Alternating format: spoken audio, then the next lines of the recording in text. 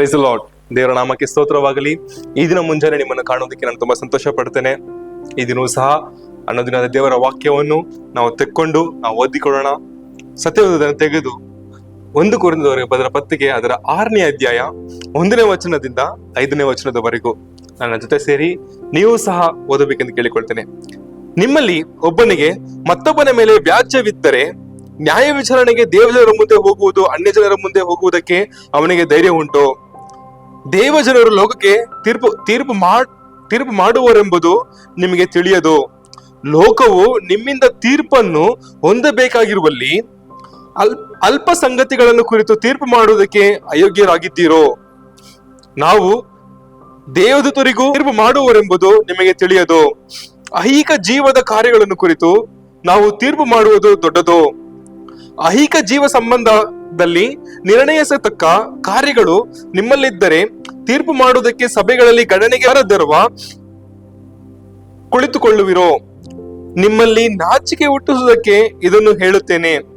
ಏನು, ತನ್ನ ಸಹೋದರರ ಮಧ್ಯದಲ್ಲಿ ನ್ಯಾಯವನ್ನು ಬಗೆಹರಿಸಬಲ್ಲನಾದ ಜಾಣನು ನಿಮ್ಮಲ್ಲಿ ಒಬ್ಬನಾದರೂ ಇಲ್ಲವೋ.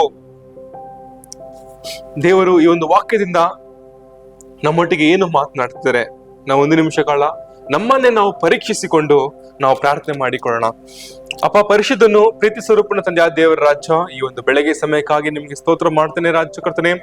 ಅಪ್ಪ ಕರ್ತನೆಯಪ್ಪ, ಸಹೋದರರಲ್ಲಿ ಕರ್ತನೆಯಪ್ಪ ರಾಜ್ಯ, ಅಪ್ಪ ಕರ್ತನೆ ಸಮಾಧಾನ ಬೆಳೆಸುವಂತ ರಾಜ್ಯ ಕರ್ತನೆಯಪ್ಪ, ನಮ್ಮನ್ನ ನಾವು ಒಪ್ಪಿಸಿಕೊಡ್ತೇವೆ ರಾಜ್ಯ ಕರ್ತನೆ. ಅಪ್ಪ ನೀವು ವಾಕ್ಯ ಹೇಳುತ್ತಲ್ಲ ರಾಜ್ಯ ಕರ್ತನೆ, ಅಪ್ಪ ಸಮಾಧಾನ ಪಡಿಸುವರು ಧನ್ಯರು ಅಂತ ಹೇಳ್ತೇವೆ ರಾಜ್ಯ ಕರ್ತನೆ. ಏಸಪ್ಪ ಅಪ್ಪ, ನಾವು ಮತ್ತೊಬ್ಬರನ್ನ ತೀರ್ಪು ಮಾಡದಂತೆ ರಾಜ್ಯ ಕರ್ತನೆ, ಮತ್ತೊಬ್ಬರಿಗೆ ಸಮಾಧಾನ ಪಡಿಸುವಂತೆ ರಾಜ್ಯ ನಮ್ಮನ್ನು ಬಲಪಡಿಸಬೇಕೆಂದು ಪ್ರಾರ್ಥನೆ ಮಾಡ್ತೇನೆ ರಾಜ್ಯ.